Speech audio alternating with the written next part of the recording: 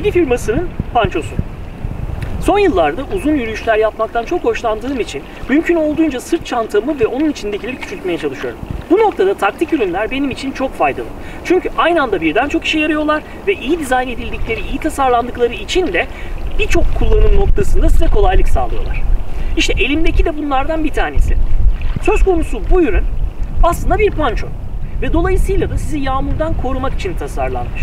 Yanlarındaki çıt çıtları kapattığınız zaman kollarınızı dışarı çıkarıyorsunuz ve olabildiğince güvenli şekilde yağmurdan korunuyorsunuz. Uzunluk noktasında da benim için fazlasıyla yeterli. Diğer yandan da bu taktik ürün aslında çok başarılı, bence ölçüleri gayet makul, olağanüstü durumlarda sizi koruyabilecek ve sağlam bir tarp. Bu yüzden tarplar bölümünde de bunu incelemek benim için önemliydi. Kendisinden çok fazla bir şey beklemezseniz, boyutları noktasında tatminkar olmaya çalışırsanız arkadaşlar, ayrıca bir tarp taşımanıza gerek kalmayacak kadar başarılı bir ürün olduğunu söyleyebilirim. 3000 PU değerine sahip. Bu demektir ki poliüretan kaplama. Dolayısıyla da su geçirmezlik noktasında fazlasıyla tatminkar bir ürün. Tarp olarak kullanırken de, onu panço olarak kullanırken de bu size yetecektir. Didi Panço Light size tasarım noktasında 8 bağlantı noktası sunuyor. Bu da onu tarp gibi kullandığınız sırada muhtemelen işinizi görecektir.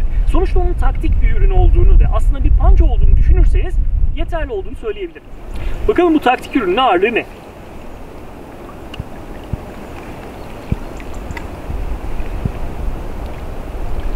...320 gram. Gayet taşınabilir. Gelelim ölçülerine. Yaklaşık 12 santim enine, 27 santim uzunluğuna ve yaklaşık 4,5 santim kalınlığına sahip bir ürün. Bu da onu sırt çantanızda rahatlıkla taşıyabilirsiniz. Hatta cebinize bile sokabilirsiniz demek. Şimdi onu kılıfından çıkarıp giyeceğim.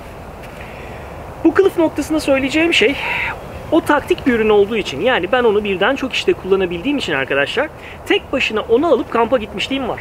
Dolayısıyla da hem tarp olarak kullandım hem panço olarak kullandım.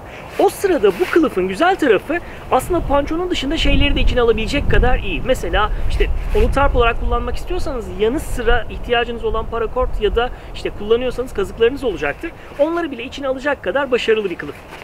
Şimdi önce panço olarak deniyoruz.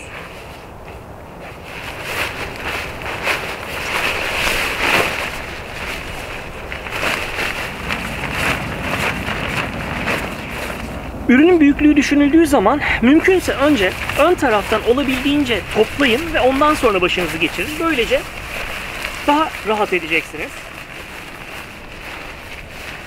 Kollarınızı geçiriyorsunuz. Evet. Geldi yanları kapatmak kısmına. Bu çıçıtlar gayet güçlü.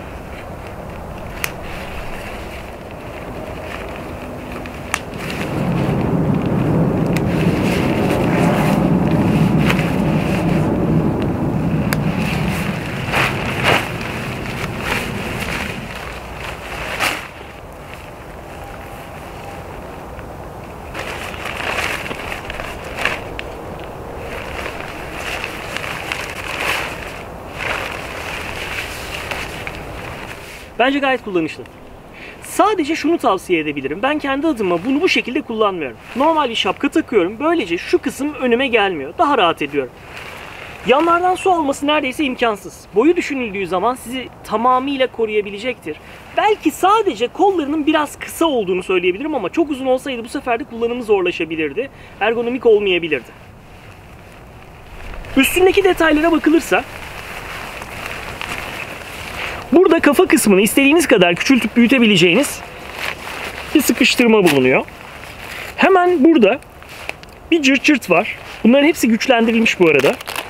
Devam ediyoruz ve benim en çok hoşuma giden kısım da şurası. Burada bir yaka var aslında. Dolayısıyla siz tamamen açsanız bile burayı koruyor. Ve kapattığınız zaman, özellikle de sıkıştırdığınız zaman tamamen koruma sağlıyor sizin için.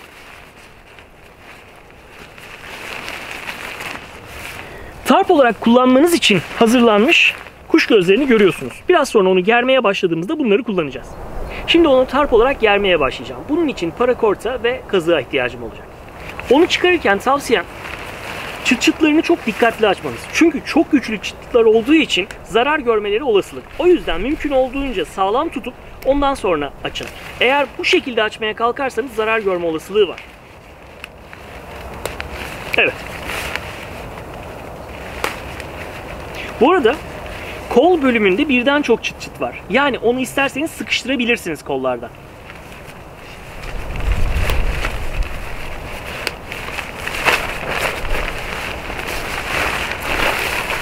Evet. Hava çok rüzgarlı olmadığı için önce onu tarp olarak kuracağım yere sereceğim. Ondan sonra adım adım kurmaya başlayacağım. DD Punch Light şu an serildi ve yerde. Bağlantı noktalarına birlikte bakalım. Gördüğünüz gibi buralarda kuş gözleri var. 1, 2 ve 3. Yan tarafa geçtiğinizde bir tane ortada olduğunu görüyorsunuz. Arka kısımlar yine aynı. Tarp olarak gerdiğimiz zaman başlık kısmını gereceğiz ki içeri oradan su girmesin ya da kar gelmesin. Şimdi parakortları ve kazıkları hazırladığım için tek yönlü kuruluma geçebilirim.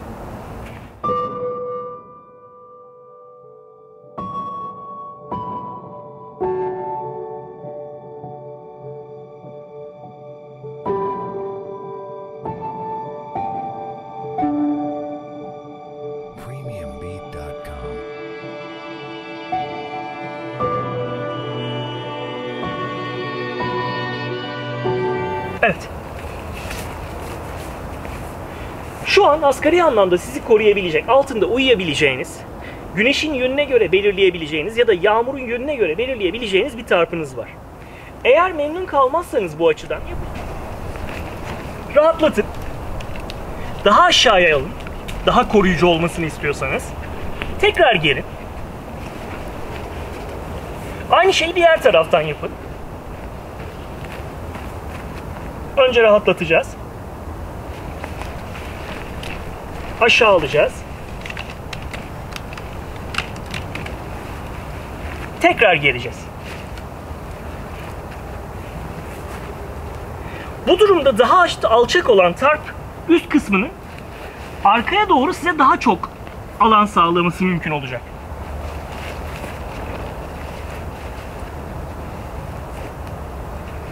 Evet.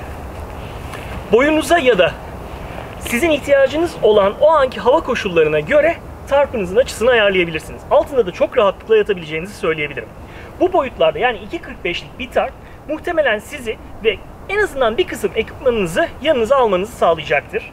Bu arada panço olduğu için buradaki kısmı tamamen sıkıştırıyoruz. Cırt cırtlarını bağlıyoruz ve artık buradan su girmesi imkansız. DD Punch Light bu şekilde sizi tarp olarak da koruyabilir. Bence olağanüstü durumlarda ya da çok uzun bir yürüyüş sırasında ayrıca bir tarp kullanmak istemezseniz bence yeterli olacaktır. Altında rahatlıkla geceleyebilirsiniz.